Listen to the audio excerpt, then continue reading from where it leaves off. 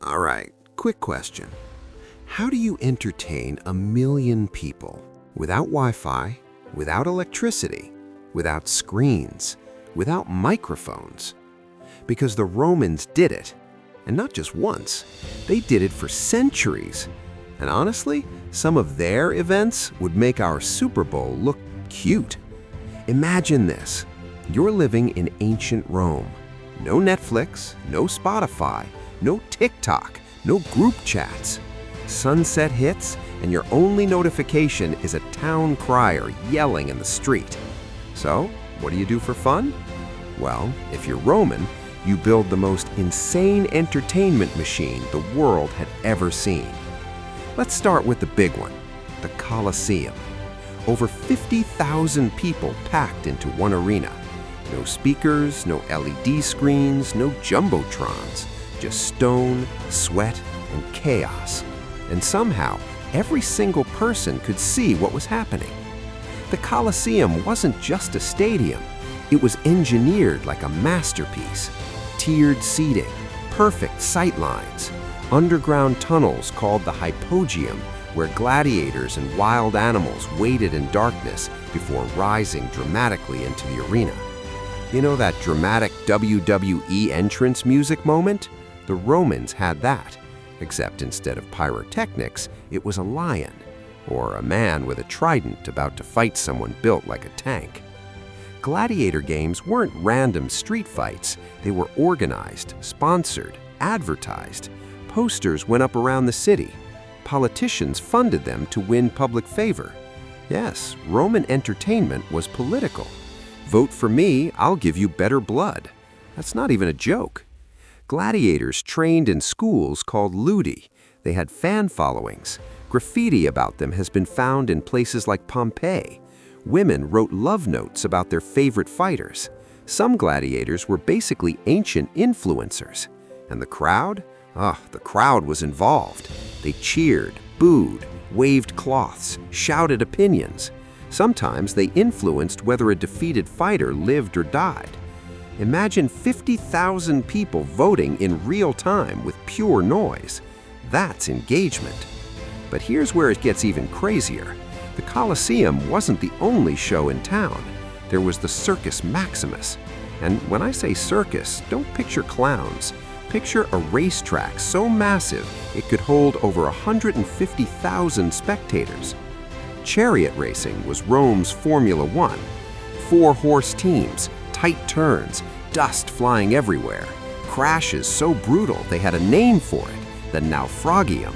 Literally shipwreck, but on land. Drivers were celebrities. Some earned fortunes that would rival modern athletes. They had fan clubs, team colors, hardcore rivalries, blues versus greens. It sounds harmless until you realize people would riot over this stuff. Entertainment wasn't just distraction, it was identity, it was tribal, it was emotional. And then there were the naval battles. Yes, naval battles, inside arenas. They flooded massive spaces with water and staged mock sea wars called Naumachia. Real ships, real fighters, sometimes real deaths. No CGI, just engineering and ambition. Now think about the logistics of that. No hydraulic pumps, no electric drains, just manpower and design. That's the Roman mindset. If it doesn't exist, build it. And entertainment wasn't only violent. Theaters were everywhere, inspired by the Greeks, but Roman in scale and drama. Massive stone amphitheaters where comedies and tragedies played out under open skies. Actors wore masks with exaggerated expressions, so even the people in the back row could understand the emotion. Projection? All voice. Acoustics, designed so well you can still stand in some of these theaters today and hear a whisper from the stage. Take the Theater of Marcellus in Rome, 2,000 years old, still standing. That's not just architecture, that's commitment to the bit. And if you weren't into blood or drama, you went to the baths.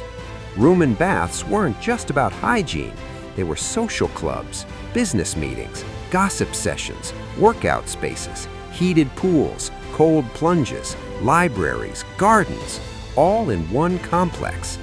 Imagine your gym, spa, cafe, and Twitter feed rolled into one stone building. That was daily life. And festivals. Oh, they loved festivals. Saturnalia. Picture Christmas mixed with Mardi Gras, mixed with we're ignoring social rules this week. Gifts were exchanged. Slaves and masters temporarily switched roles.